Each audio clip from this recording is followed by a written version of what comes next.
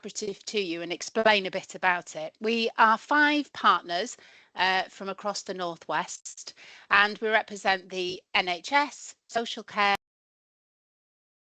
collaborative to you and explain a bit about it. We are 5 partners from across the Northwest, and we represent the NHS, social care, and also the local government. Now, this is great. This is a collaborative, real collaborative, because we represent lots of unique specialisms, and we're able, therefore, to explore innovative thinking, bring in expert speakers, and really look at that cross-sector knowledge and how we can share that for leaders across the Northwest. So these are the 5 partners. We've got MIAA, Advanced Quality Alliance, known to many obviously by ACRA, that's their Sunday name. We've got a few Sunday names here, haven't we?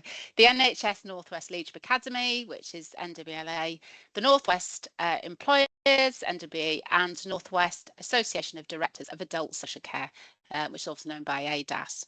And as you see there, that's the symbol that we use.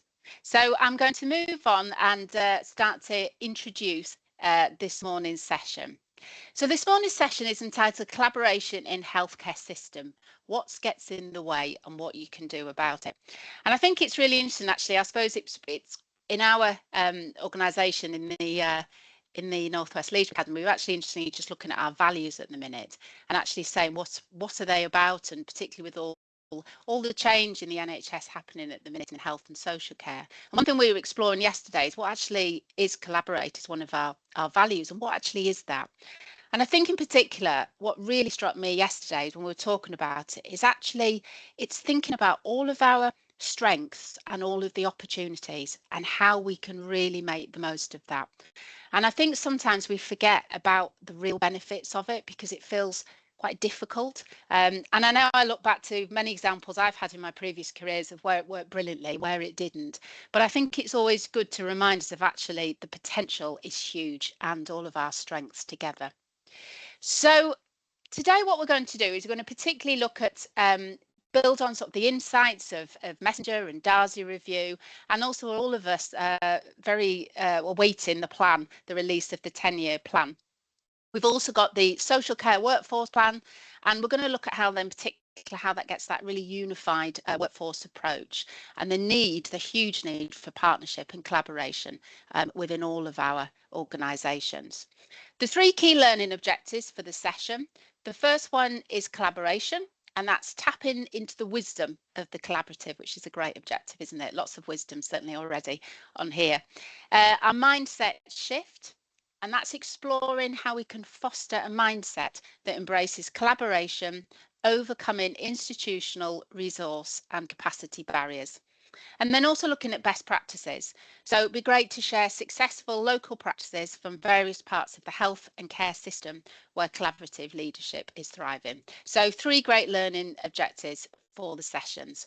And this is how the agenda is this morning. We've got 3 brilliant speakers who I've had the pleasure of just meeting before, and they're all going to bring their expertise, and we're also going to use lots of breakouts and lots of collaborative expertise as well, which is fantastic. So I'd like to start really by introducing our first speaker, who's Belinda Weir. And Belinda is Director of Centura Consulting, and they specialise in consulting leadership and OD support to leaders across the wider health and care system. Belinda's a coach, keynote speaker and facilitator with substantial complex system leadership experience and interest in developing collaborative and integrative leadership approaches. This supports transformation, and she has worked with thousands of leaders in health and social care contexts and has devised, delivered and evaluated many highly guarded and successful programmes. She was Director of Leadership at the world-renowned University of Birmingham Health Services Management Centre and previously Deputy Chair of an NHS Foundation Trust. Belinda's written and presented extensively on the theme of collaborative leadership in complexity, both to the UK and international audiences. So I'd like to now hand over to our first speaker and guest. It's Belinda Weir. Thank you. Frances, thank you for that, and welcome to everybody. It's really nice to see you all, and I'm pretty sure I've met some of you before. I mean, give me a wave if we've met before.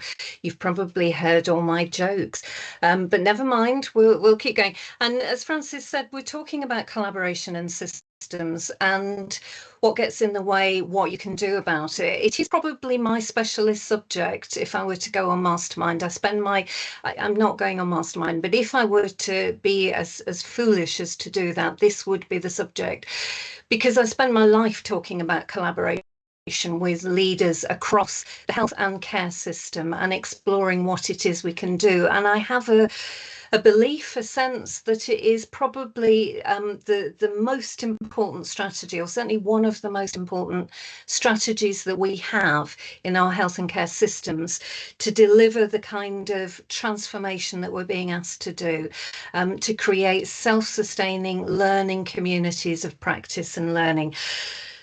In my work as a practitioner, I work up and down the country, and I've seen some brilliant examples of collaborative leadership delivering great things. We're going to talk about some of them. You will have your own examples. I've also seen some things that are called collaborative and simply aren't. And I think it's worth exploring what we actually mean by collaborative leadership, what we mean by collaboration, why it might be challenging, and so on. Because when we're calling it collaborative, but it really isn't, that can lead to frustration, to disappointment, to loss of trust, and certainly to not delivering the kind of outcomes that collaboration has the potential to do. Just a bit about my background. Francis introduced me, and I think, gosh, I must be terribly old to have done all these things. Obviously, I started very young, but I do have a feeling that I've worked in the healthcare sector, I've worked in the voluntary sector, I've worked in the private sector, and my sense is that that helps me in some of the work of collaboration in stepping across organisational and sectoral boundaries. And I'm going to talk a little bit about why that might be important. So my session is a bit about the theory, a bit about what we know about collaboration, what it means, why it might be difficult, and then over to you to have a conversation about what you know and what you think. Can we go to the next slide, please? Yeah, just a quick thought about where we are. I mean, I don't know. I'm imagining most of you are in the Northwest. I'm in the Northwest, and I kind of have this theory that we're good at collaboration in the Northwest. We're really good at it. A bit of a disclaimer, I have not done any research looking at regional variation around collaboration. I'm sure that other places, well, in fact, I know, have brilliant collaborative leadership, but we have a history in the Northwest of being able to do this, to deliver the kind of change in our systems that we need, particularly at the moment. So top right, that rather somber group of people, you'll have spotted, that's the Rochdale Pioneers, who set up the cooperative movement. So a big social movement for social change. The Manchester Bees are exemplars in some ways of what we mean by collaboration. And we'll talk about some of that in a minute. The Beatles is bottom right. I'm sure you spotted that. You know, arguably vastly talented individually, but coming together achieved something that none of them could have achieved on their own. And I think that's one of the principles, this notion of synergy, when we talk about collaborative leadership. And the bottom left is very brave people walking across the quicksands of Morecambe Bay, following Cedric with a big stick. If you've ever done it, hats off to you. It's quite scary. It's quite long as well, actually. But that speaks to another of the principles of collaborative leadership, which is about trust. We have to trust each other, hold each other to account, and be able to support each other. So I guess where we are helps us think about collaboration, but why should we be collaborating anyway? Next slide, Christina, please. Excellent. So this is the premise. There are challenges across the system which can't be solved by individuals or by individual agencies working on their own. They can only be addressed by people working together, focused on a common purpose, who put their shared goal above their individual aims. Now, some years ago, I was working with a colleague at the King's Fund, Richard Murray, and he was talking to the cohort of leaders we're working with, and he said, if you can achieve what you're trying to do without collaboration, then do it. And his point was, this is difficult. It takes time. It takes courage. It takes loss, a lot of effort, and not every issue does require collaboration.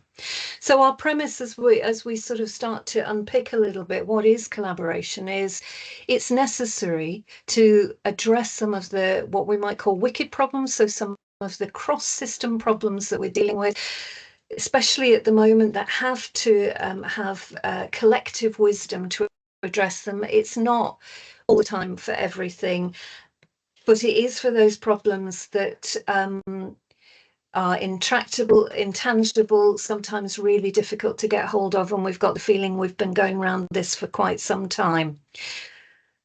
Next slide, please, Christina. And I love this quote from Al Gore. He says this, there's an old African proverb that says, if you want to go quickly, go alone. If you want to go far, go together. And I'm sure you've come across that phrase and probably used it and felt, yeah, that's right. But he says this, we have to go far quickly. And that means we have to quickly find a way to change the world's consciousness about exactly what we're facing and how we have to work to solve it. And I think, obviously, Gore was talking about climate change and the need for, global leaders to come together to put the needs of the planet above the needs of their individual countries, nations, responsibilities.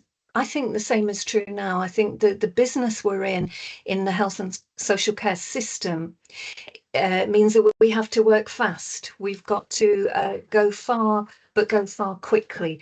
And so collaboration is one of the ways that can help us to achieve that. I want to just explore what collaboration really is and what it isn't. So next slide, please, Christina. And this is aside from strategic doing, it's really worth, you'll get all the slides afterwards if you'd like them, and it's really worth checking this organisation out. They've got some fantastic resources, but I really liked this very simple explanation of what is collaboration and what it isn't. So they differentiate between cooperation, coordination and collaboration. In cooperation, we've got our own separate trajectories, our own outcomes, they're separate. We can help each other. So I might help you with something, you might further down the line reciprocate. So the principle of reciprocity becomes really important. It might be a one-off, or it might be something we do regularly, but it doesn't require us to trust each other. Usually it doesn't require us to merge our purposes and our outcomes. It is based on the known factors and what we're trying to do.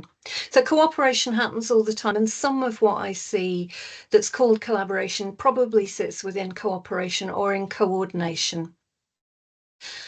In coordination, we are working towards a shared outcome, but we're doing it separately. So we might share some resource, we might share people, we might share ideas, we might share information, we might share budgets, but we're still working more or less separately. There's more trust, but we're not working as one to achieve a set outcome. And so in coordination, what I often hear in working with leaders is things like, yeah, we could share our data, but, information governance, I'm not sure we're allowed to.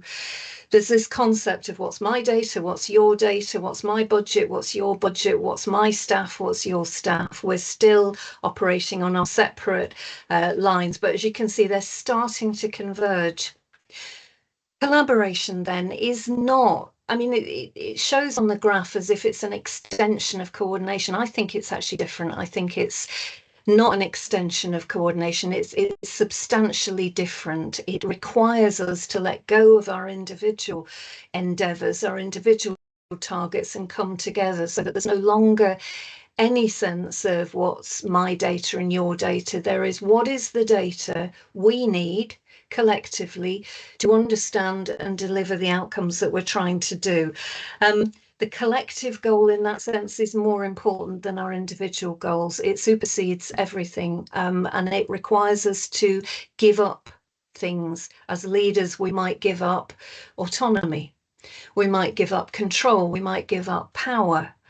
In fact, we probably will need to. And you can see then why in our health and care systems that becomes a real challenge. How do you give up power and control when you're being targeted with delivering outcomes for your bit of the system? To do that, I'm going to have to trust you. You're going to have to trust me.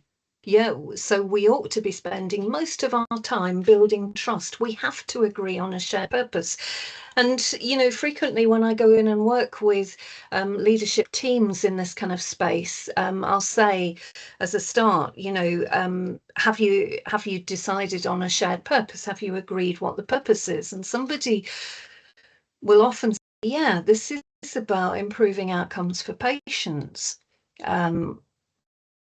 Okay, and somebody from a local authority will say, well, yeah, up to a point, but really what we're concerned about is citizens, people who live in this place. We're concerned about the population and making things better for them, very rooted in place. And then somebody from the voluntary sector might pipe up and say, yeah, all of that. And what we're trying to do is address the needs of the most needy in our populations, in our systems. We're trying to focus and target our attention on the people who need us most. You can see, can't you, that this notion of a shared purpose takes a lot of work. And we don't always do it. Some of the best examples of collaboration. I remember Chris Ham at the King's Fund many years ago talking about yon shopping. I'm still not quite sure I'm saying that correctly, but unless you're Swedish, it may not matter. So Jönköping, as an example of collaborative leadership across health and social care. Well, if you looked at Jönköping, the chief executive of the health system and the chief executive of the social care system had both been in post about 18 years. They knew each other very well. They knew each other's families. They built trust over a number of years. You haven't got 18 years. You've got until Q3, some of us. How do we build trust? How do we build collaboration very quickly? Going back to Al Gore's quote, well, let's look at some of the ways that people are doing this. Christina, next slide, please. So trust, we've talked about trust comes front and center. And I think one of the questions to ask ourselves when we're thinking about collaboration is not who do I trust, but who trusts me and why should they? You know, how trustworthy are we, rather than putting the onus on other people to prove their trustworthiness. And it's built on good relationships, and it's something that we tend not to address in the system. You know, how good are you at relationships? I'm not actually asking you that, so you don't need to put it in chat, but you know, are we good at building relationships? Have we practiced it? Do we know how to do it? Because that's one of the metrics of this. Are we good at building warm, trusting, connected relationships very quickly in the places where collaborative leadership is really delivering some results? Relationships are key. This is relational work. This notion of shared accountability. So in a collaborative team, I'm responsible for what you deliver and you're responsible for what I deliver. And when you think about that across a system, that's quite a challenge, isn't it? I have no control over what you do in your bit of the system. I can't command, I can't direct, I can't control, and yet we're shared in terms of our accountability. Well, that's also going to be quite interesting, isn't it, that we hold, how we hold each other to account on that. Open communication, lots of it. We communicate often, all the time. We share ideas and thoughts. And if you think back to the diagram around coordination, cooperation and collaboration, open communication is often in a place of uncertainty. I don't know what I don't know. And many of us are quite reluctant to go out and have a conversation when we don't really know what's going on, because you're leaders and you're targeted with knowing things. And yet this is a space where we might need to step into the unknown. To do that, we need clarity around roles, and the people that you lead need some clarity around that. And then this notion that conflict is encouraged. And I don't say conflict is managed. Conflict is inevitable if we're really serious about collaboration, because we will be bringing together people with different perspectives, different ideas about the system. So we have to work at surfacing conflict. You will all have been in meetings, I certainly have, where we think we've agreed something, and then people go away and it turns out that wasn't what was agreed at all, or somebody goes and does something quite different. And that's often because the conflict hasn't been surfaced and dealt with. But what we know is that where we get this right, teams are delivering much more than they could deliver individually. They're high-performing teams. They feel good to be part of. But it's hard because we have to let go of our knowing and we have to let go of our rightness. And what often happens is that we get into a position where we become convinced about our own version of the truth, our own version of what is right. And it's hard to let go of that, because it's like saying, oh, I've had it wrong for the last 3 years. I've been doing it all wrong. Let's do something else. Well, nobody wants to be in that position. There's a commentator called William Brinkley in the States. And he said this, he said, always consider the possibility that you may be wrong, especially when you're certain you're right. Always consider the possibility that you may be wrong. You know, in the current sort of geopolitical environment, that feels so important. Might you be wrong? What might you need to let go of in terms of your certainty? Christina, next slide, please. So what can get in the way? Well, time gets in the way. We've talked about this, but it takes time to build relationships, to build trust. We need to be doing it now. It's a case of digging the well before we need the water. Okay, part of your job as leaders in a collaborative system is being really excellent at connecting and building relationships. It takes time. You work in a system which wants instant results by Q3, by the end of the year. And yet we know those results are not deliverable without collaboration. So, you know, we've got a conundrum here. How do we foster the connection and the trust? And what might trust look like? Well, it might look like not going to a meeting and saying to a colleague in a whole different bit of the system, you go to that meeting on our behalf. You know what our shared purpose is. You represent us. We don't need to all be at the meeting, and you'll feed back to us. I don't hear that very often.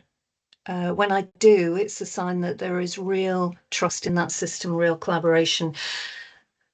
We talked about conflicting goals. We talked about the need to let go of power, and the whole letting go business. What are we going to lose as we move into collaboration? And that's for you, but also for the people that you lead.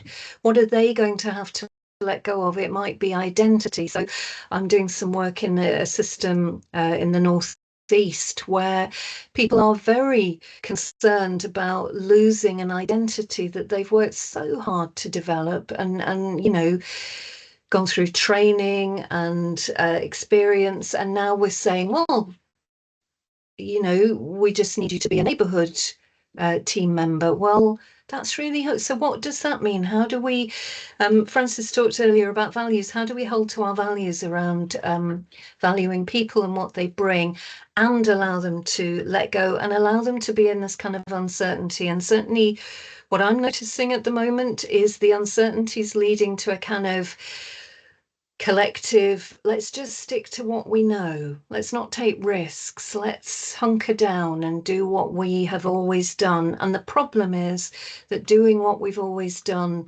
won't deliver what we need. So we need to create spaces in which we can take risks, in which we can show courage, in which we can connect and be collaborative.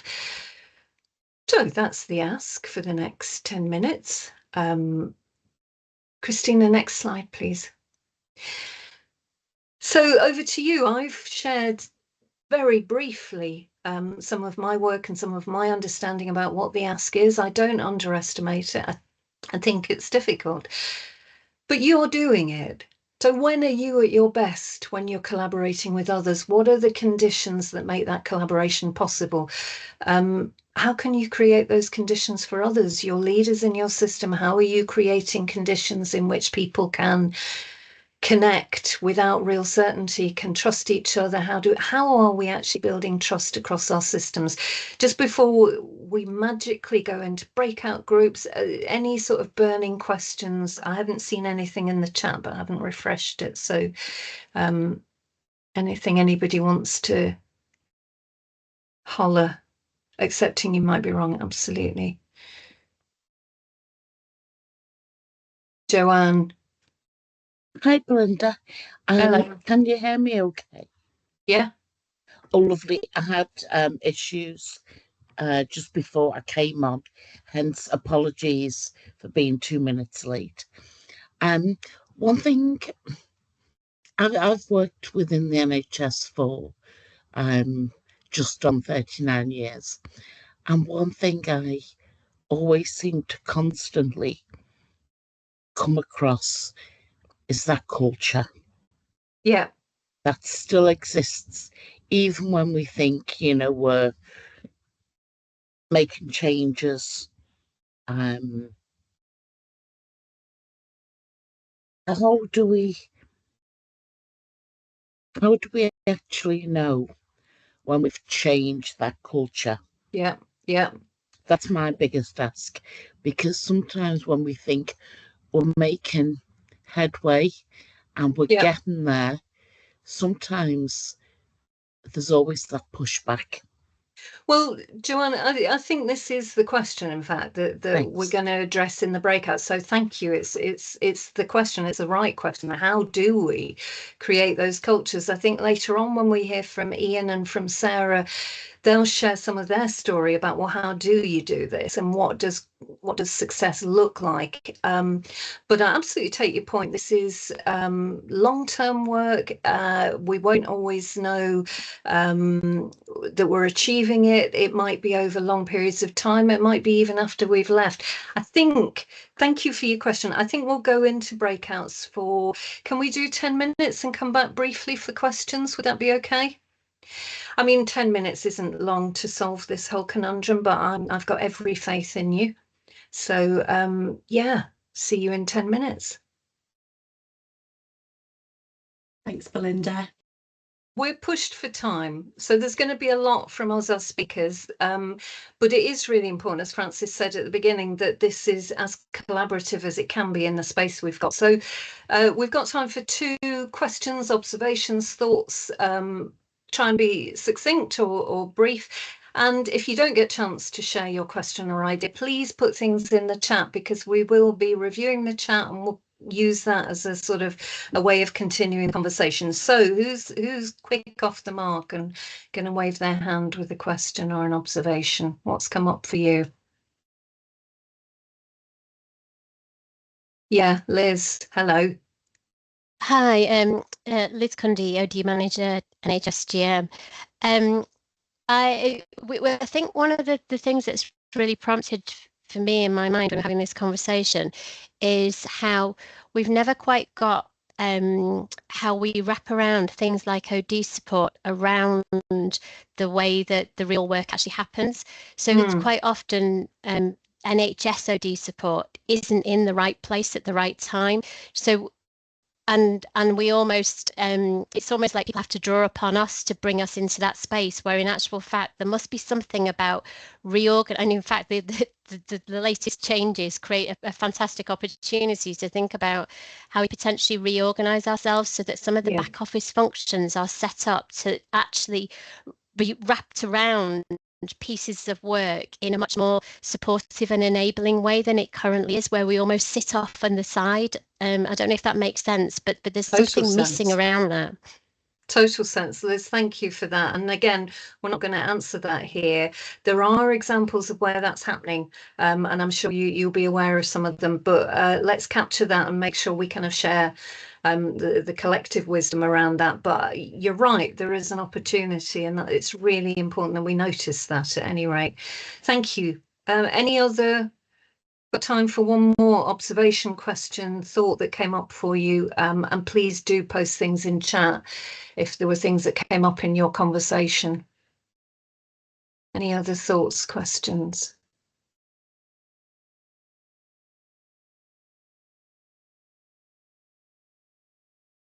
Okay, I'm going to hand back to Francis in that case, and I will come back and talk to you in a little bit. But Francis. Thank you. And thank you, Belinda. That was fantastic. I know there's lots of really good conversation going on in the chat as well, and lots of observations. So I'm sure you'll been intrigued with that. So just to say thank you so much. That was fantastic, and lots of good food for thought, wasn't it, to start the session? So thank you. I'm delighted now to introduce Ian to you, and I know quite a few people on here will know Ian. They were just commenting then that quite a few people who have worked with Ian as well. So I'm sure you're delighted to welcome him back. So Ian is an experienced organisational leader in the Northwest, having held NHS chief executive positions for over 15 years, so a lot of experience there. As NHS Manchester chief exec for 10 years to 2023, he held a 1.3 billion budget with decision-making responsibilities over the city's NHS and also social care. He also led England's first evolved NHS and social care system and led the rapid building of the Northwest Nightingale Hospital during COVID-19. Ian has now left the NHS and holds various trustee roles and other voluntary roles, including as lead member of a Schools Academy Trust, vice chair of a Greater Manchester mental health and career support charity, and as a shop volunteer with a local food bank. Ian co-wrote a report on leadership collaboration at NHS Manchester, which identified the key elements and some of the challenges of successful collaboration at individual, organisational and whole system levels. Ian's going to share some stories and reflections on the opportunities and pitfalls of collaboration. So welcome in, and we look forward to your talk. Thank you. Thank you very much, Francis. Thanks to Belinda. I really enjoy working with Belinda, and it's lovely to see all of you here today. The line from Belinda that stuck out for me this morning was the importance of digging the well before we need the water. I'll try and remember that one. So this morning I'm going to, as the slide suggests, share some experiences and ideas with you about collaboration in practice. I'm going to talk about my background and leadership journey, to use the jargon, and sort of how I saw my role. I'm going to illustrate that with a couple of case studies, a bit of a glimpse behind the curtain of things that have happened in the Northwest, and then try and pull together some learning points to share, be a bit of a breakout opportunity again to reflect on this, and then a question and answer session. So we're going to rattle through all of that within about 40 minutes. It is lovely to see people like Liz, who's just asked a question, and also Grenville. I hope that what I say now doesn't completely contradict what you remember of our working lives together. Before I start, though, I also want to just recognise the recent announcements made by the Prime Minister and others about the future of ICBs and NHS England, etc. I do feel for you. I know it isn't easy to deliver big improvements when your personal position is uncertain. So good luck with all of that. Next slide, please. Let's get going. So my background and leadership journey. Here we've got a map of Greater Manchester, northwest of England on the left, and pieces of a jigsaw puzzle on the right to illustrate that I think all of us are a collection of experiences which shape us. For me, I'm an adopted northerner. I was born and bred in Oxford, moved to Manchester at the age of 18. My dad was a trade unionist, a vicar, a forklift driver at the car factory. My mum was a researcher and a careers advisor who later had a catastrophic stroke, which also resulted in my dad becoming a full-time carer in later years. I'm the youngest of 4 children. When I became a dad, my youngest son had an operation in hospital when he was less than a month old. As a patient, I'm onto my second cancer. Fortunately, neither of them have been too serious yet. As mentioned earlier, I've got sort of decades of experience in health and care, like many of you. Mental health, hospital, community, commissioning. 18 years or so as a chief exec across Cheshire and Mersey, Greater Manchester, and the City of Manchester in particular, in community services and as a commissioner. I then left the service a while ago. Actually took my second redundancy. I don't know what the record is for the number of redundancies. I was made redundant for the second time. I'm now in a happy stage and not looking for therapy, well, not today anyway. So a jigsaw of experiences, which I think helped to shape the role and style that I have. Next slide, please. I'm always impressed by those people who quote great historical figures when explaining how they work. I'm not one of those people. I'm going to quote to you a character from a Netflix show called The Diplomat, which is it's not as good as The West Wing, but it's a decent enough drama about a woman US diplomat working in London, and her disgruntled ex-diplomat husband called Hal. And Hal makes a speech which resonated with me as I was preparing for this today. He's talking about Bosnia, Syria, Afghanistan, trying to find peace. And he says, diplomacy doesn't work. Meaningless chat, no commitment, waste of time. Diplomacy doesn't work. People who should know better, being over polite, compromising, listening, understanding each other, but not making any headway. Diplomacy doesn't work. Until it does, after months or years, you can get peace or end hostilities or a new deal, which both parties like. My proposition today, this is me again now, not Hal. My proposition today is that collaborative leadership in the public sector, in health and social care across boundaries, has some similarities to diplomacy. It requires the suspension of experience, the suspension of organisation or professional history and loyalties. It can be hard. It can be time consuming, it can be frustrating. And sometimes it is easier to just get on with it and do it yourself on your own. But I firmly believe that collaboration is better. And more importantly, it's what the public expects of us. My role and style, I'm going to summarise in 3 words: listen, shape, and encourage.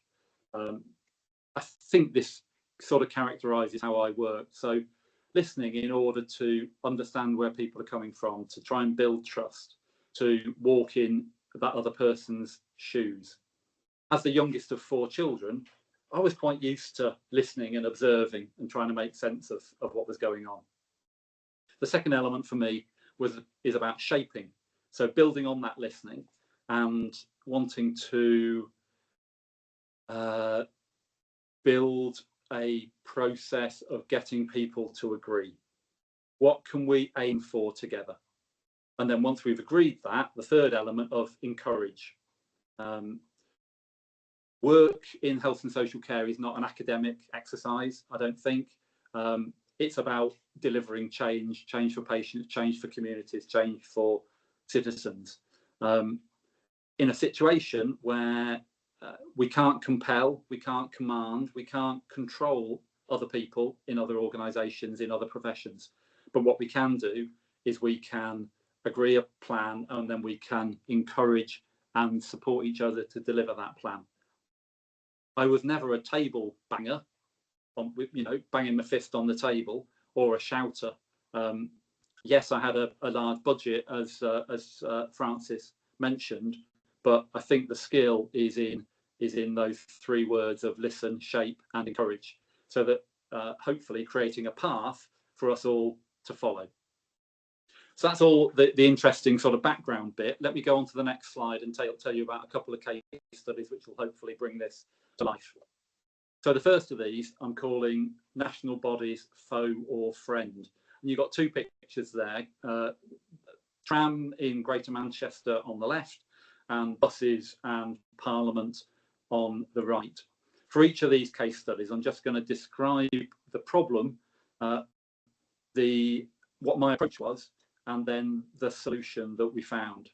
So the initial problem in this first case study in Greater Manchester was that we thought that patient lives could be saved by concentrating emergency general surgery on a smaller number of hospital sites than the 10 sites that were currently that were at that point doing emergency general surgery. We thought that we could save lives by concentrating expertise, concentrating time and skill and technology on 4 hospitals rather than 10. So a big service change. Trouble was the NHS locally and local authorities who would need to support this didn't really trust each other on this sort of issue.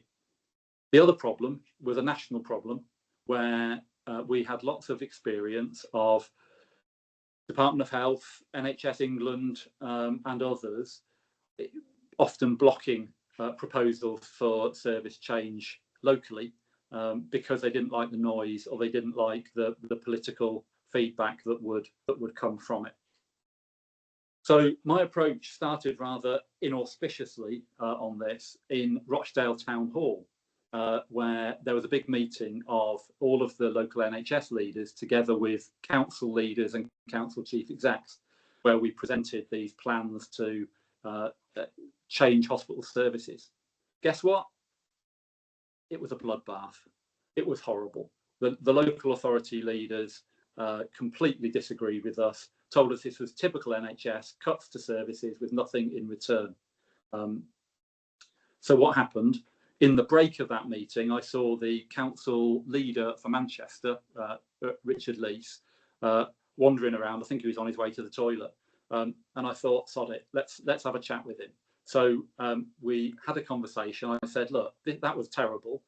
Is there a way of recovering this and having a conversation about how we can achieve some progress together? Fortunately, he agreed.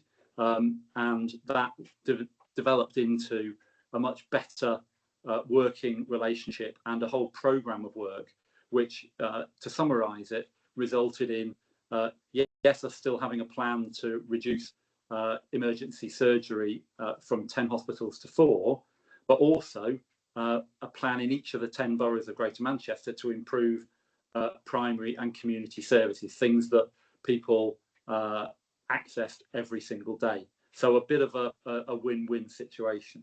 The benefit nationally was that because we developed this plan together, NHS and local authorities, when it came to presenting it to our national partners for support and approval, initially, of course, they said no. But when we demonstrated that we were speaking with one voice, we had a coherent story, we knew our local patch, we knew what we wanted to achieve, eventually they said yes. And the solution in this case was not only that the general surgery changes were approved and primary and community services were improved, and we survived and won a judicial review brought by consultants in one of the hospitals against the changes. But also this was the catalyst for the birth of what became Greater Manchester Health and Social Care devolution, where a £6 billion budget and another £450 million of transformation funding was negotiated and devolved from national parties for local decision making, local autonomy.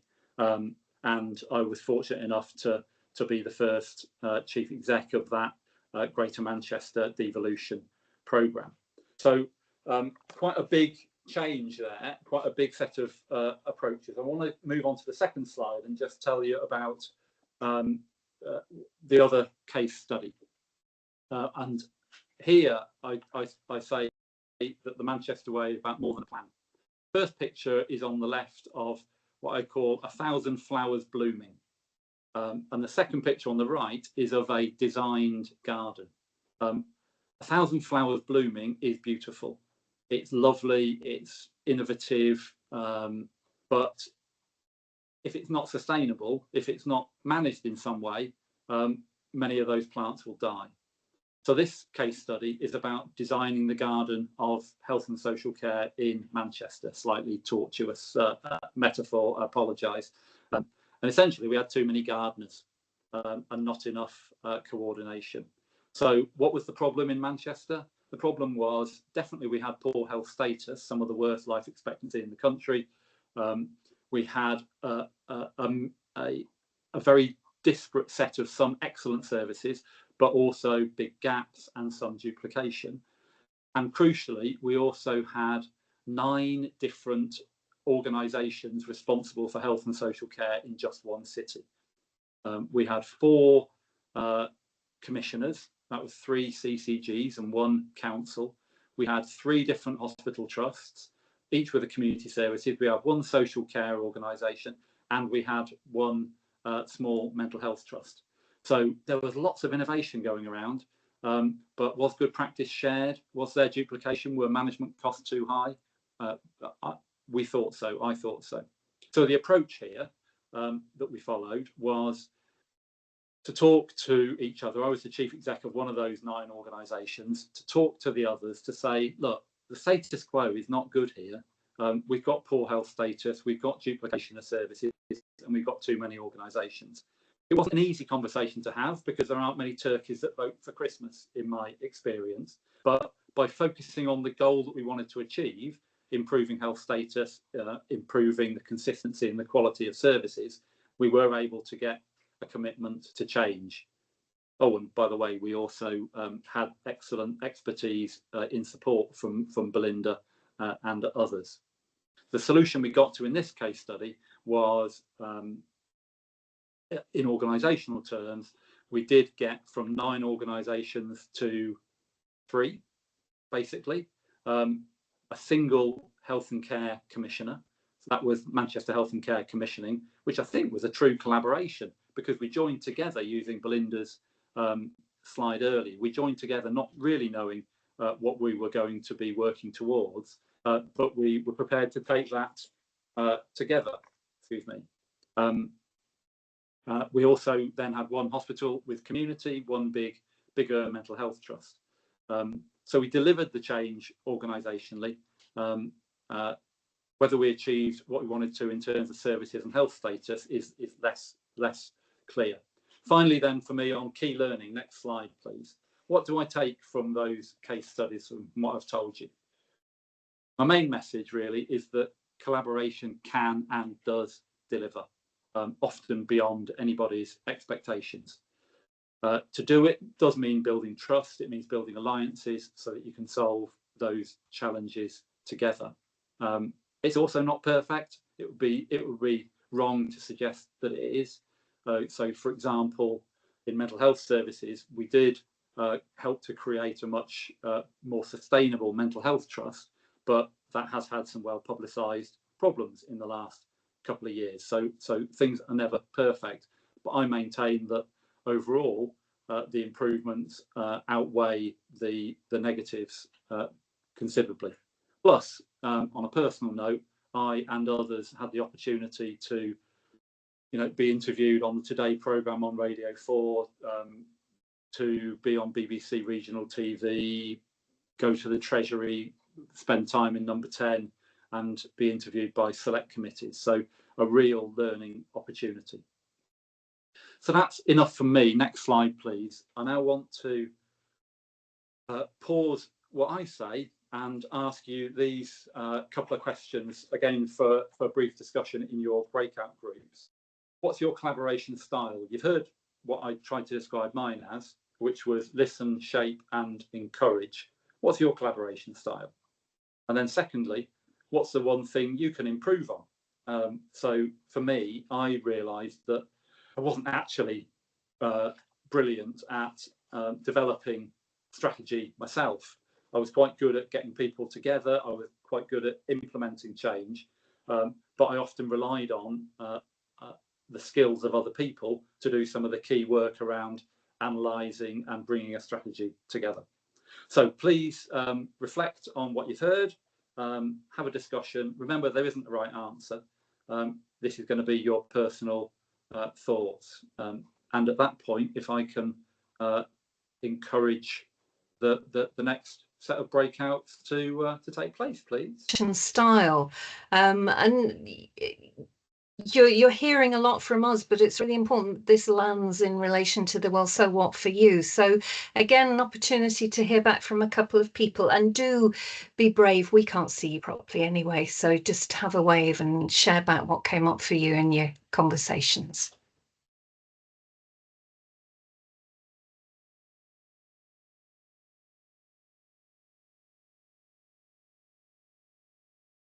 I may have to pick on people. Claire, hello. Hi, Belinda. Yeah, we did. I'm not sure that we answered the question, to be honest, because we got in quite an interesting conversation separate to that. We looked at different kinds of styles. I suppose I was a bit of a devil's advocate and looked at recent events in the White House that weren't necessarily, you wouldn't badge them collaboration, but perhaps putting a bit of spice into a conversation gets it talked about, and then managing the fallout and the collaboration that happens after that in order to move things forward and to generate a little bit of pace behind things. So we talked a little bit about how different audiences, different people will determine different styles. Yeah, that was where our conversation went, and with some sort of global examples of collaboration that might be looked upon perhaps not so favourably, but maybe just having the desired outcome. That's a really good point, isn't it, Claire? And thank you for that, and thank you for sort of sharing your reflections. I mean, there are examples everywhere we look, aren't there, nationally, internationally, of either collaboration or not collaboration. And I certainly think, you know, it's a very brave politician who says, I may be wrong, but, you know, that ability to kind of hold opposing different views authentically, I think is really lacking, and yet we need it more than ever. So thank you for that, Claire. Other thoughts, ideas? What came up in your group conversation? Do share so we can build our understanding.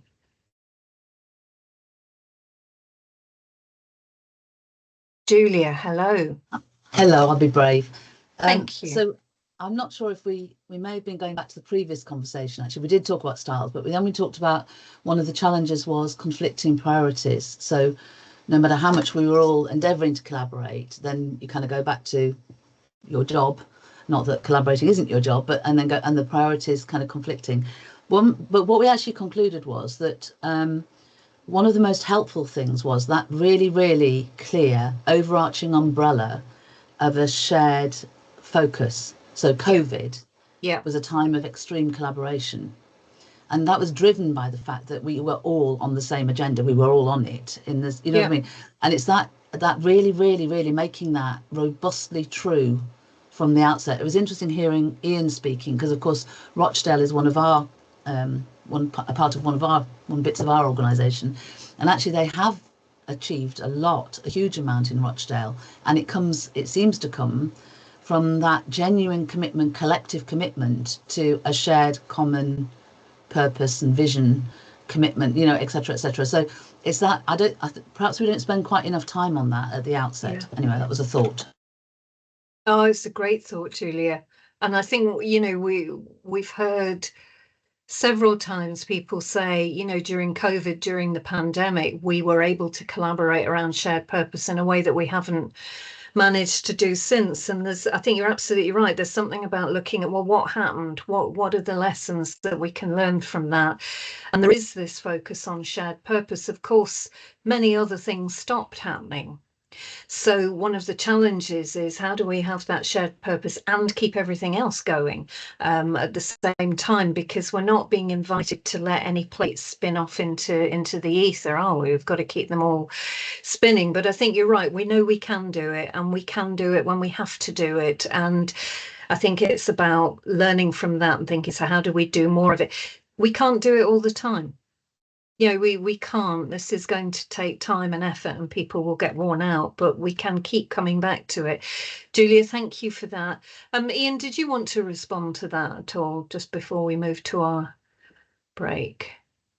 I have lots of very warm memories of Rochdale, as well as the less positive one that I referenced. But out of difficulty can come, you know, opportunity, as you know, Claire also referenced. You know, sometimes you have to be provocative and you have to be challenging in order to have the what did you refer to it as, Belinda? I think you said, you know, conflict is inevitable if you're gonna make progress. Yeah. So I think there was real good points there.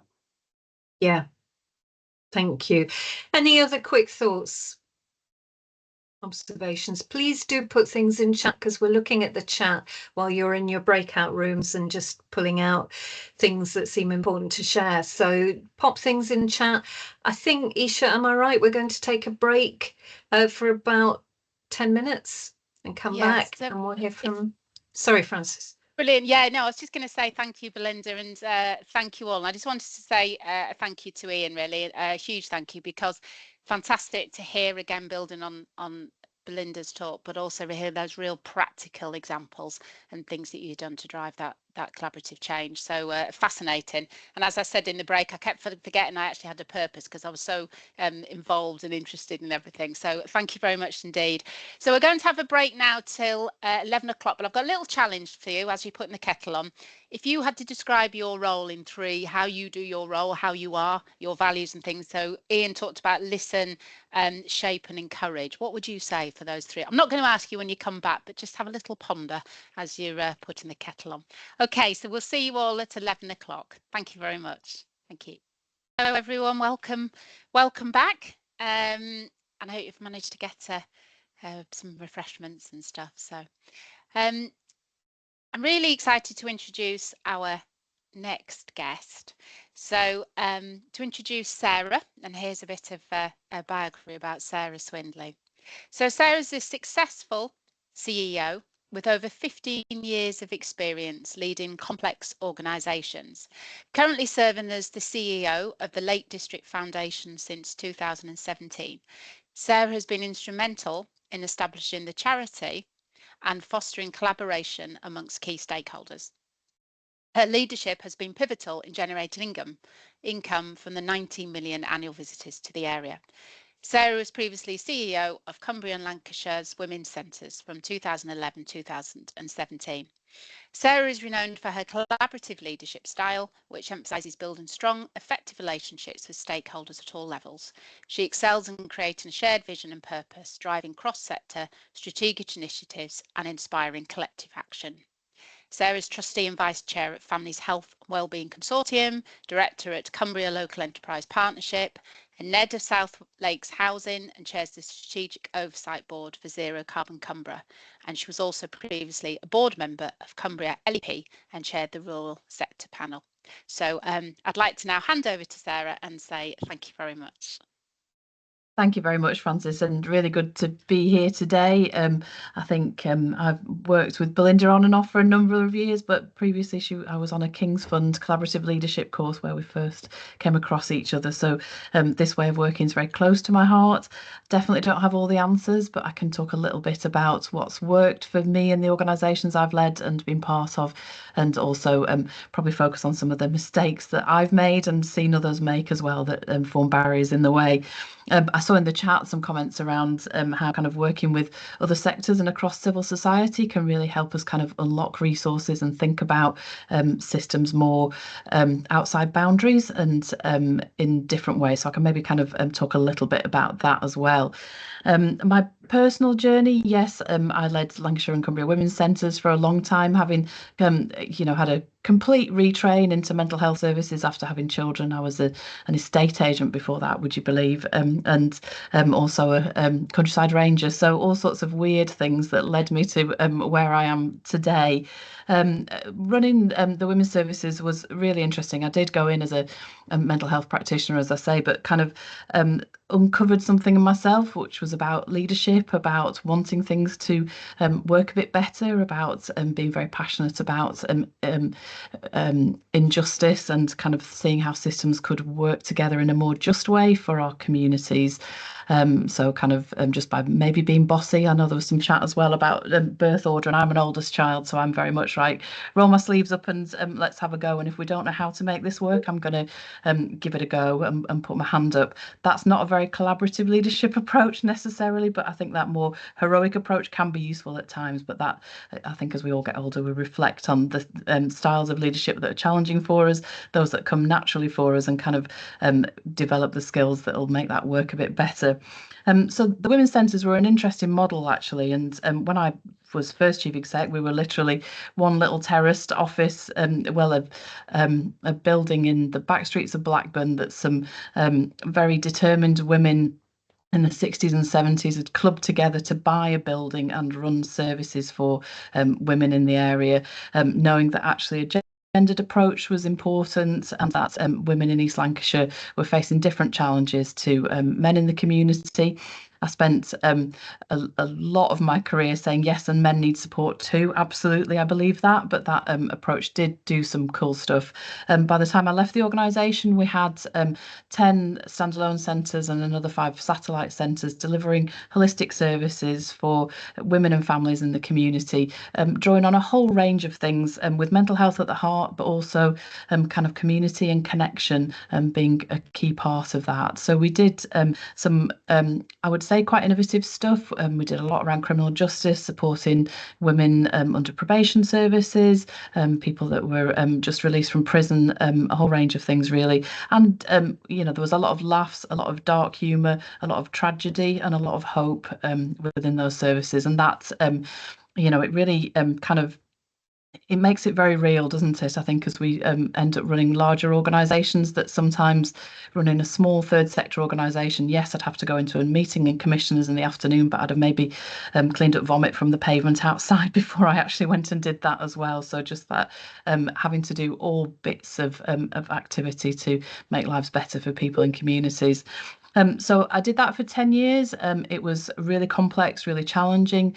Funding was always a challenge. Staffing was always a challenge. We had fantastic volunteers, but people's lives, there are people in our communities living dangerous and disenfranchised lives, I think, really. And that's understanding how that is and those experiences has kind of driven really what I've wanted to get involved in as my career's developed. As I say, I did 10 years leading that, and you do get a bit burnt out doing that kind of stuff where you haven't got the right amount of resources, but people are really on the edge of some very scary stuff.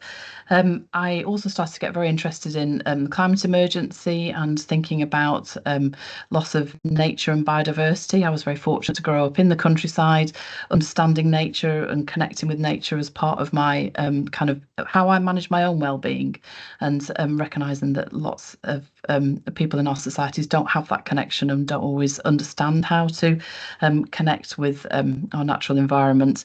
And I do think that climate change is arguably developing into our biggest social and health challenge as we move forward. So I think for those of us working in a kind of more pure health and care setting, it is important that we reflect on what that's doing for communities, whether that's everything from fuel poverty to understanding climate literacy, a whole load of stuff really. So I like to go into systems that I don't really understand and learn about them. So that's why I recently became a non-exec in a housing association. Didn't really understand how housing worked very well, but was aware, having, as many of you will have been involved in whatever way in serious case reviews and near miss serious case reviews and learning. Often it was housing that was missing from around the table, and also information sharing, the missing piece from around the table as well. So I like to understand what people's motivations are, how that housing system works, and that's been a very interesting thing to reflect on.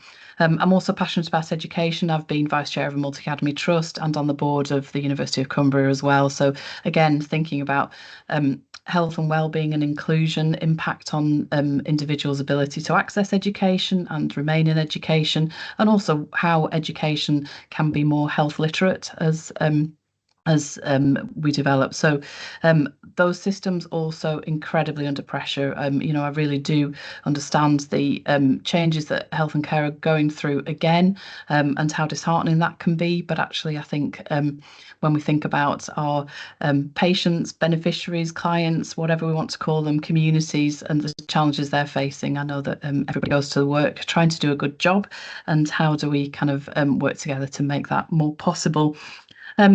So yeah, it's fantastic running the Lake District Foundation. It's almost like a holiday job in some ways. I couldn't quite believe my luck when I got that role. You think, my goodness, nobody's going to die here. But actually, what I did find was that a lot of the system challenges are more similar than you might think. We work with a complex network of organisations, 25 organisations tasked with looking after the Lake District National Park. From public sector, large organisations to large NGOs to tiny community groups, parish councils, elected members, all the kind of usual suspects that you'll see in other parts of communities as well. So sometimes it's the same problems, different contexts. Public sector often taking a more heroic leadership role and thinking that's collaboration. Very interested in Belinda's slide about those differences between cooperation and collaboration. So see a lot of that kind of way of working, and also that even though that may feel to some of us in health and care that the environment's quite outside the system, health and care is referenced all the time as being part of the solution. But I think that understanding of how to connect that up is missing sometimes. So I'm often the kind of health system native in a room of people that are more kind of environment, DEFRA family bodies, all of that kind of stuff, who say, oh, well, health should pay for this footpath because it has a well-being benefit. And I say, well, it's not quite as simple as that, is it? So I think thinking about those sorts of resources and working in creative ways is something that yeah, I enjoy trying to solve some of those intractable problems, I guess.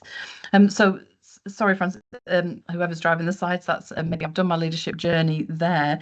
I'll talk a little bit about culture and shared values, really. So I think I work in the third sector of, as part of civil society for particular reasons. Possibly that's to do with impatience, I would say. I have been on secondments in health economy. I worked with East Lanc CCG for quite a long time doing things there. But what I do find is that those of us who are in some way involved in caring communities in the NHS, in local government and in civil society more generally, do have shared values very often, but they may be not articulated in the way that we always imagine. And that power starts to be a dynamic that's played in very quickly as part of that. Where I've seen this work effectively is that when we can really kind of strip back to think about what are our shared values, what do we want, and let go of expertise, because very often when people feel nervous, uncomfortable, when this starts to get tricky to properly collaborate, people will then default to expertise.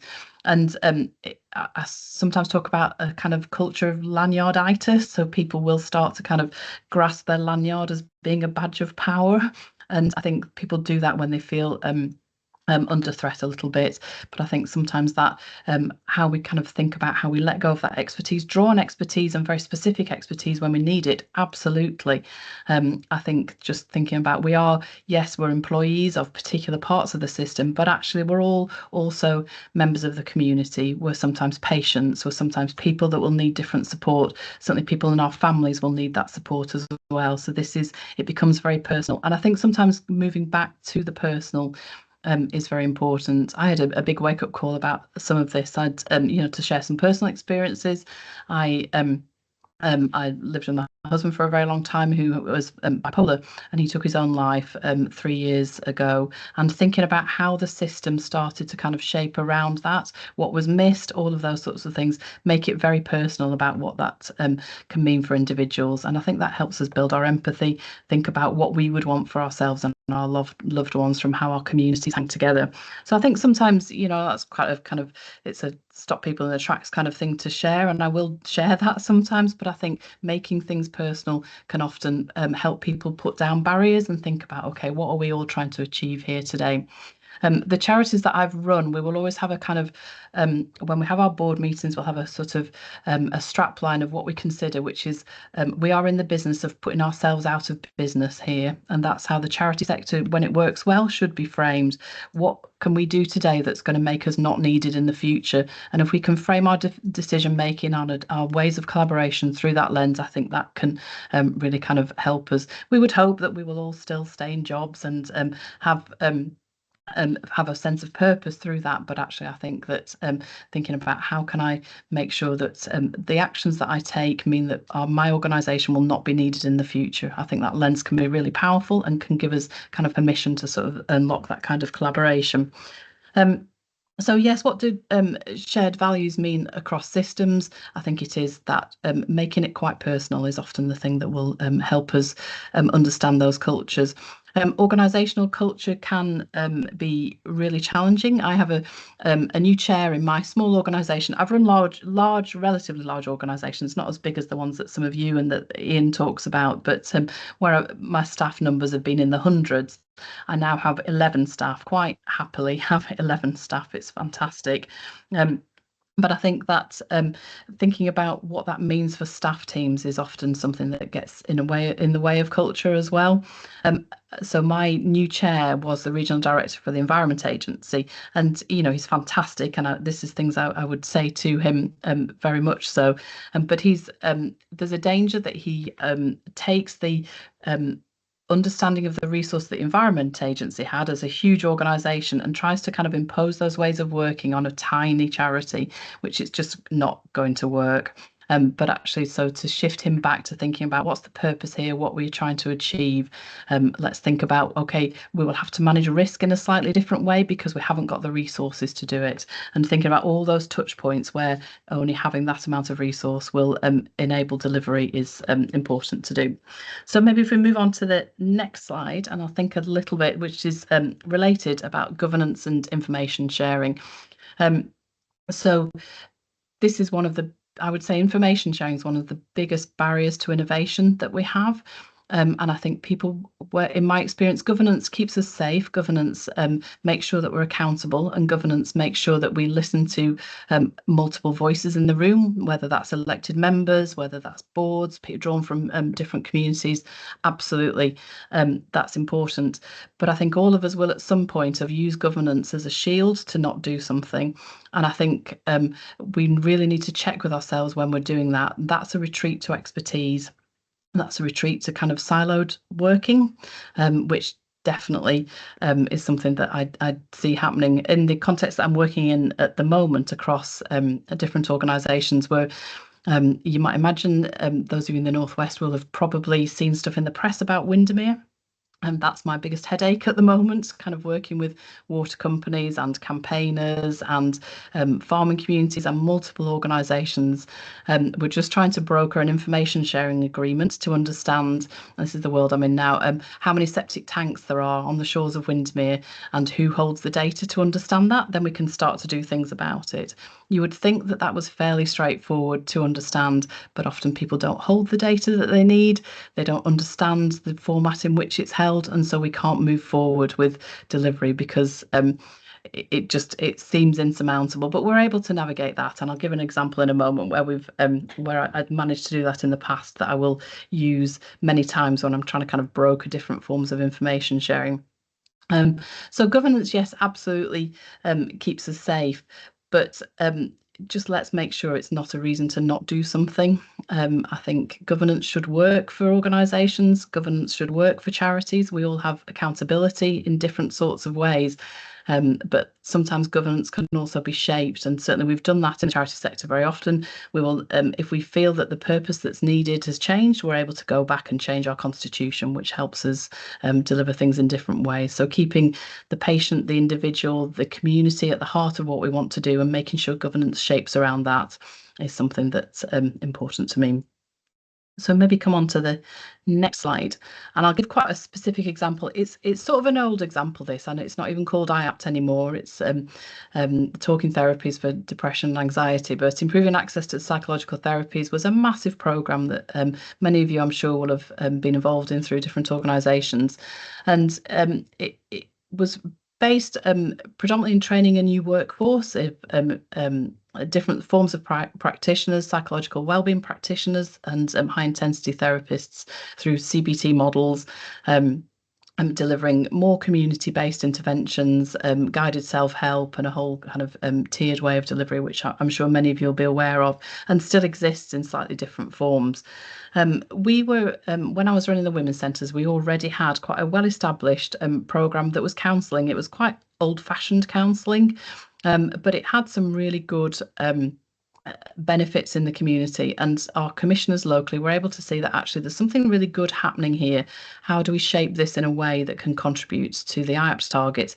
IAPS are a very heavily targeted program, very data-driven program, with huge reporting requirements and tracking of outcomes through you know, the PHQ9 GAD7 still give me nightmares. So the kind of the forms that patients and clients had to complete at the beginning and the end of a course of treatment, which that beginning and end point was something really interesting for us. So what we started to do in the women's services, we were already delivering a whole load of group work, individual work, from everything from people sharing trauma stories from and to craft activities, a whole gamut of things. We started to use the IAPS toolkit before and after the end of each of those interventions. So we were able to, from the sector, take to our commissioners, look at the impact of this work, and actually sometimes for some communities, for some individuals, doing a group craft activity has as much impact and as much wellbeing benefit as seeing a psychological wellbeing practitioner. And we were able to evidence that over a period of time. And I would absolutely caveat that with that's not right for everybody, but it was definitely part of the intervention mix that we were able to offer up to commissioners. So commissioners were very interested in that. We got a bit of funding to develop it further. But then we talked about, okay, well, let's look at the more structured therapies that have been delivered, the PWPs and the high intensity therapists, and let's have them co-located with us. Fantastic. We were able to develop a patient journey that also had all the wrap-on services that the women's centres were able to offer around housing, around benefits, a whole raft of stuff as well, which then helped to drive better outcomes for the individual more generally. So we then hosted the PWPs and the high intensity therapists. And then we were also commissioned to be part of the training of those practitioners. And then we were able to have our own directly employed NHS staff, which was a very complex thing to unpick. But we were able to be their employer on the particular band that was appropriate through the same sorts of contracts that were subcontracted to us. And that developed into us being able to pass our own data back into the central repository, have a secure data line within the voluntary sector service. And remember, this starts as a little terraced house in the back streets of Blackburn. And we grew it to be a trusted and professional service that was able to produce outcomes that were comparable and were a key part of the system. And that took it took a number of years, and it took a lot of relationship building. And that, I would say, was one of the best examples I've seen of true collaboration. We had a peer-to-peer relationship with the commissioners. They understood some of the complexity that we had, that we were also holding patients that were extremely complex. And that was a whole other piece of work that we had to make sure that there was safety for patients, safety for staff, safety for other members of our community there. But that grew to be something that was extremely effective. And the relationships were key to that, understanding what barriers we had that were around technology, around resources, we didn't have a separate HR department, we didn't have a separate information governance officer, we didn't have a separate secure data link or a room that things could be in. All those were not insurmountable problems with creative use of resources, and got some really good outcomes. Still exists in part. This is maybe 10 years later. It's evolved quite significantly, but has definitely saved lives, I would say. So that's a kind of a really good example of some practical collaboration that took bravery from all of those involved, and has all been prepared to sit in a room and scratch our heads and figure out how we could really get over some of the governance challenges that we had. So I'll maybe move on a little bit to so when working with the third sector, with civil society more generally, there are often a lot of elephants in the room. I've been in so many conversations where what commissioners want is a directory of services so that they can refer patients into. They want to create a new directory of services. I would say that's not a great example of collaboration. That's a wanting to draw resources from one part of the system to the other. That's not proper kind of co-design and working together for the needs of individuals. Everybody's time pressured, and how fantastic would that be just to have a kind of list of services that can be referred on to. Money is very much in the picture here, and that was certainly one of the challenges we had with developing the IAP service that we did. Is this going to draw money from one part of the system? Is this potentially going to make people's staff teams less necessary and not as much money? And people might lose their jobs if you start to work through this, and people get very understandably protective of their own teams and needing to evidence that that's something that would be continued. So I think just unearthing some of these things when you're trying to build proper collaboration is really important. I've been into hundreds and hundreds of meetings with commissioners in all sorts of different guises, and it drives behaviours. So I think just recognising that particular power dynamic that's in the room is extremely important for us. And the different ways of working that organisations have can feel scary. They can feel less expert. They can feel chaotic sometimes as well. And I think taking time to build the relationships and really thinking about how that can be delivered is extremely important for that to properly work. If we move forward a little bit. So that's a bit of a random selection of some of my experiences of collaboration, really. Thinking very much about how we share resources across systems, across place, and across communities in a way that actually works a little bit better. I know that there's a huge appetite to work with the voluntary sector. I think sometimes we're not very good in the voluntary sector at understanding what people's different drivers are. So I think that really kind of working out how we can deliver for each other to achieve shared goals is really important. But interested to understand where people have found this difficult and what opportunities people see out there, because I think there are loads of opportunities. Whenever there's whole-scale system change, it does unlock things. People have permission to work in slightly different ways as well. But what are your kind of personal and organisational barriers to not just commissioning, but working at depth with other parts of the system? I'd be interested to kind of reflect on that in some breakout sessions, I think, if that's all right.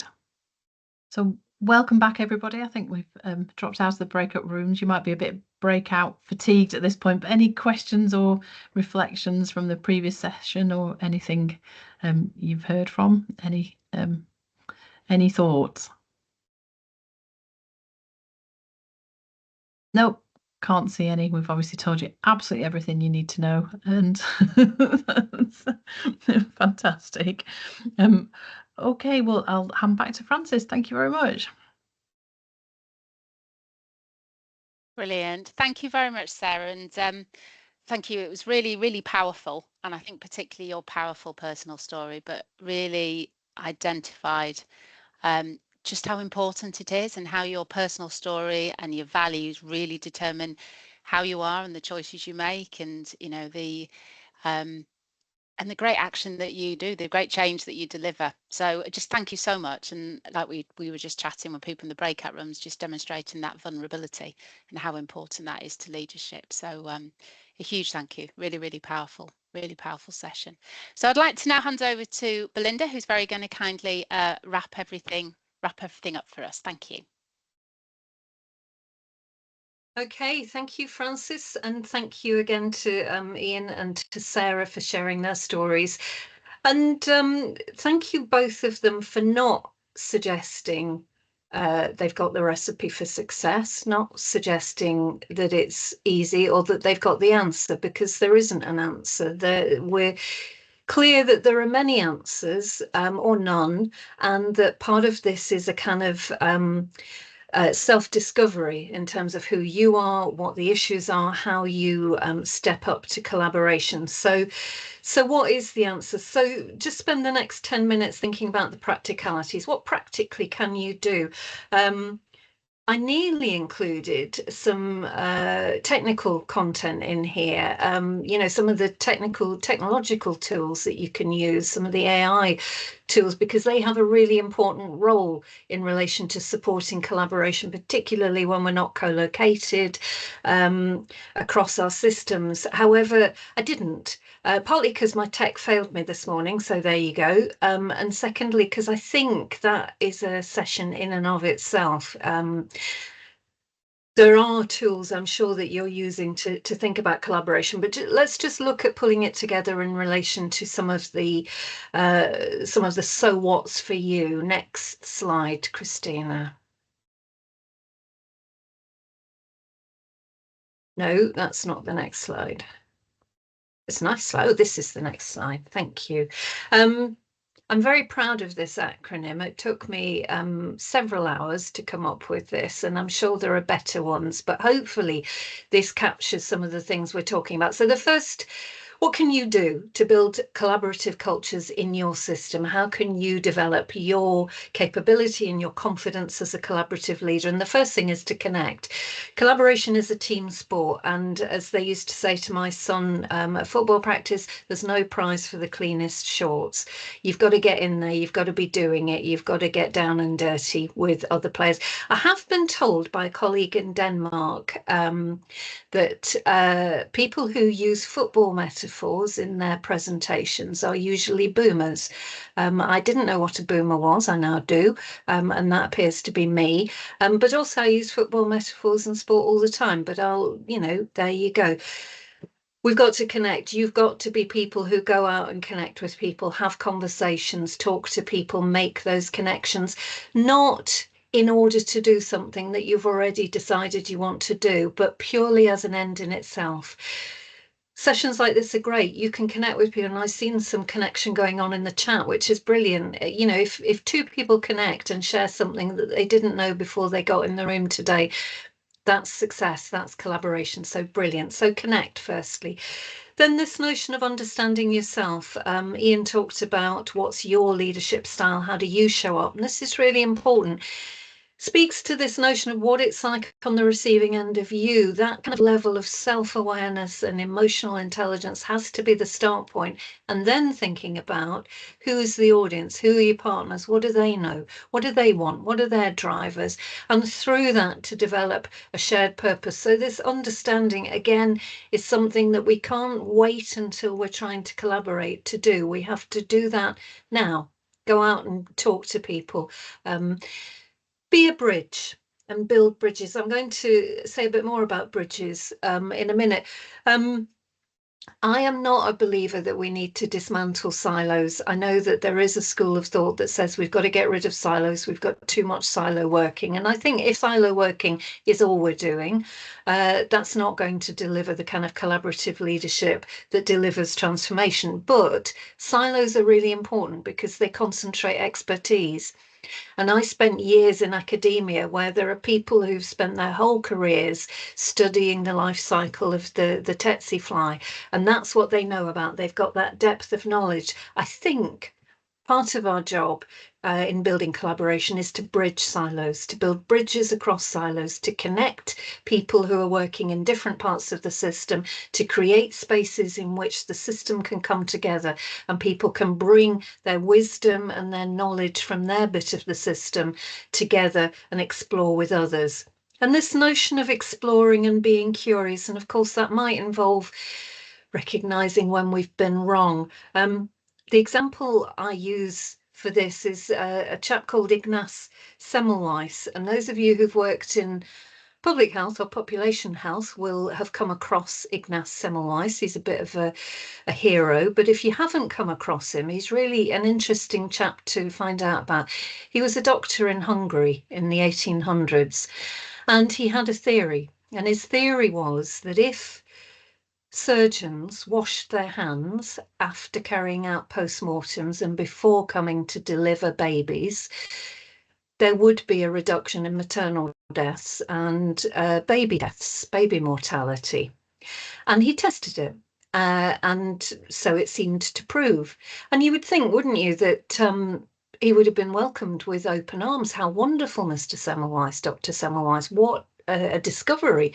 We're going to save lives. And that isn't how it played out. In fact, he was ostracized, he was vilified. He was admitted to a psychiatric hospital because he had a nervous breakdown, and he died shortly after admission. Never knowing that his work had informed Pasteur, whose work informed Lister, who now has set the basis for our understanding of sepsis and bacterial infection, which is built on the work of Semmelweis, which was not recognised in his time. And one of the reasons it wasn't recognised was because it involved doctors saying, oh, we had it wrong. And many of the doctors took offence at being told to wash their hands. What do you mean, wash it? Who are you telling to wash my hands? And, you know, it's just an example of this sort of need for an open mind. How might we be getting it wrong? Who might have some answers? How can we go and explore and be curious without holding to our own version of the truth, being willing to at least expand that and let that go a little bit?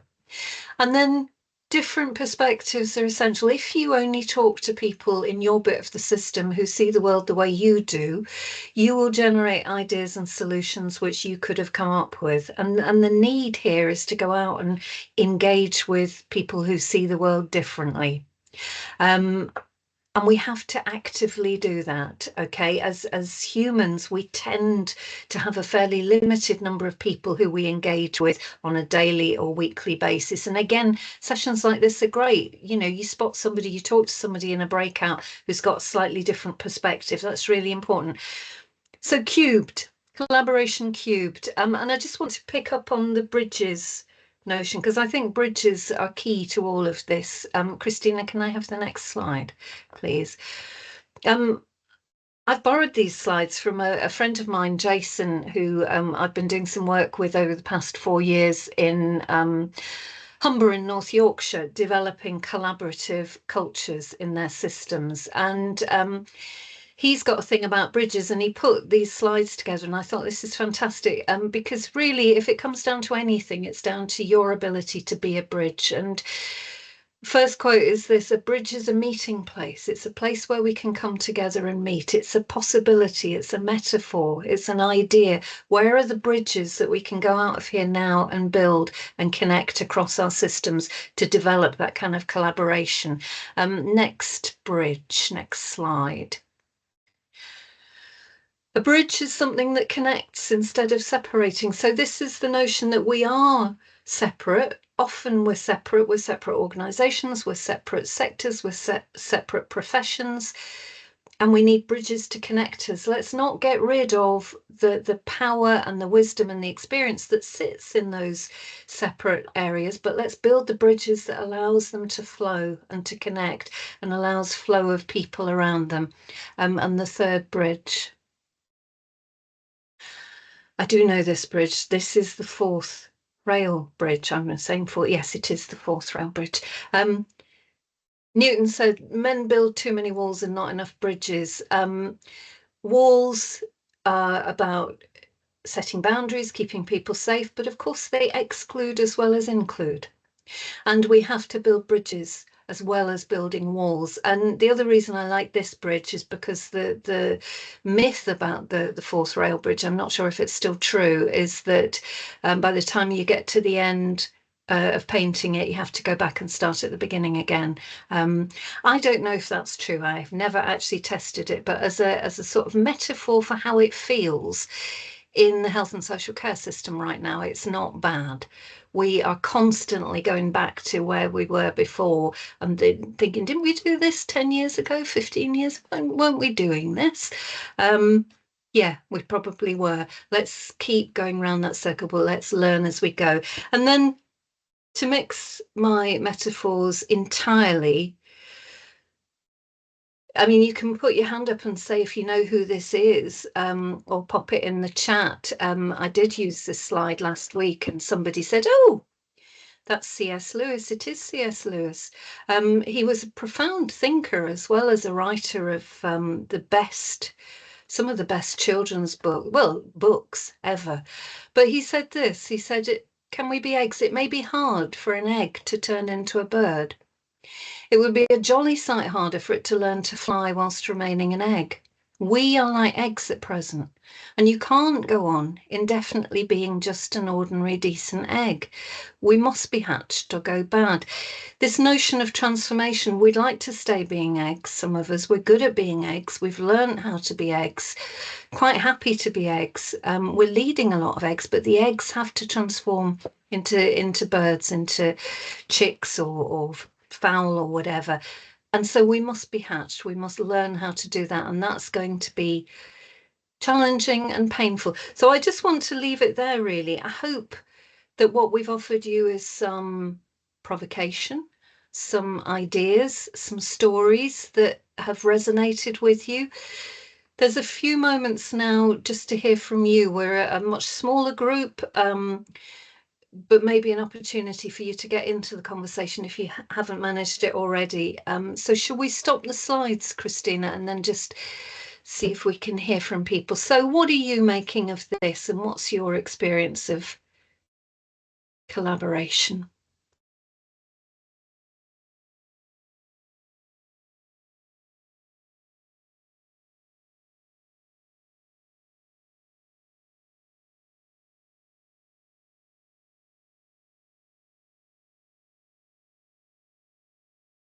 Yeah, Claire, go for it. Thank you. Really, really helpful and really insightful, that part at the end for me. I'm going back to your first slide, Belinda, where you talked about cooperation and coordination. And I think we probably do a bit of that, and we probably call it collaboration, when actually we've got a lot of maturing to do around what it truly means. Dropping the barriers. I love Sarah's lanyarditis. I think that's a keeper for me. And I suppose no prize for the cleanest shorts has also resonated, in the sense that if we are going to do this, if we are going to collaborate effectively, it is a bit messy, and it's going to be a bit difficult. And maybe the reason we are several years on to the massive restructures that we are now part of and are changing once again, is that we haven't allowed it to be messy enough. I think we are not perhaps honest enough. I think we are protectionist. I think we are sometimes arrogant about what we can do and what we deliver. And then that nobody else can do it as good as, blah, blah, blah, blah, blah. And I think we've got a lot of maturing to do and some bravery round that table to say, actually, this is rubbish. Let's think about this a different way. That's my takeaway. Thank you. Claire, thank you for that. And yeah, I think I would agree with you. And let's not beat ourselves up. So one of the issues is many of us operate in a system which requires us to compete with each other, which requires us to divide and rule. And therefore it takes enormous courage to step out and over those boundaries and say, well, hang on, we're actually going to achieve more if we come together. And, you know, we know people are doing it, and we can learn from that. But let's notice when that happens. But I think you're absolutely right. Thank you for that, Claire. Grenville, you've got your hand up.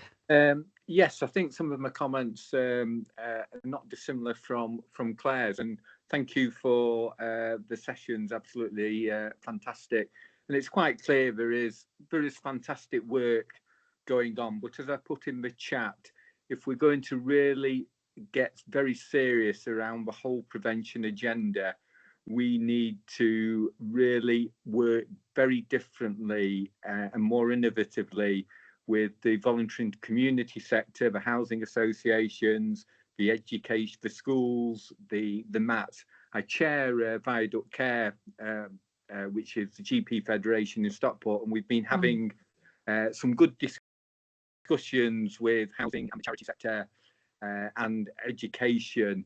And I think one of the challenges for us is that they are so focused on the challenges in their own sector that they haven't always got the time and energy to really develop that collaborative working. But I also think that as public sector commissioners, we need to really develop our own maturity in being able to trust these organisations more. I still go to various meetings at times, and I think it is shifting, where if it's not done by the public sector, it can't be done right. And I think we need to really think more creatively and innovatively around that. And I think we're moving in the right direction, but I think we really do need to up the pace around that. But I also think, as I shared in the breakout sessions, that the third sector organisations, who are absolutely fantastic, need to think about themselves as well, because there are far too many that are not sustainable and are too protective of their own vision and their own organisation, and missing opportunities for collaborative working. And I think that is starting to change, but there have been recent examples where organisations have gone into administration because, in my view, they've been far too protective of their own mission. And I think there's opportunities for the third sector.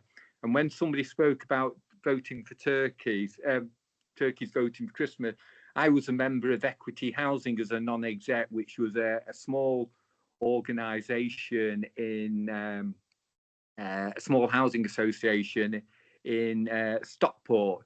And the board, who were actually all remunerated, it wasn't trustee roles, we decided that given the challenges that we face and the ambition of the board, we needed to appoint a strategic partner. And that led to the merger of with Great Places. And that has brought huge amounts of benefits and enabled us as Great Places, which I've now finished my tenure there, enabled us to deliver more and better to the tenants that we actually served. And it was all about putting the tenants first in our thinking strategically, as opposed to protecting the vision and the organisation itself. So I think there is, work to be done there as well. I think that's right, isn't it? I think that's absolutely right. And this notion of the greater good might ultimately mean, as Sarah said, that, our ambition is to put ourselves out of business because, and I heard that with a group of charity chief execs last week, that is, explicit in what we talk about. Our aim is to put ourselves out of business because that will mean we're not needed, that the system is doing it for itself, and we've done our job. But that's, again, quite brave and courageous, isn't it? Grenville, thank you for that. Any other ideas, things that are sparking for you, things that you'd like to lob in?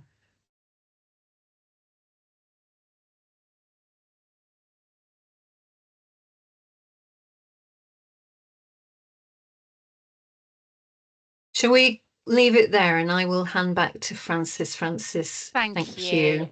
Thank you. Well, you'll be pleased to hear I will be short and sweet, because I always think it's nice if people get a little bit of time back.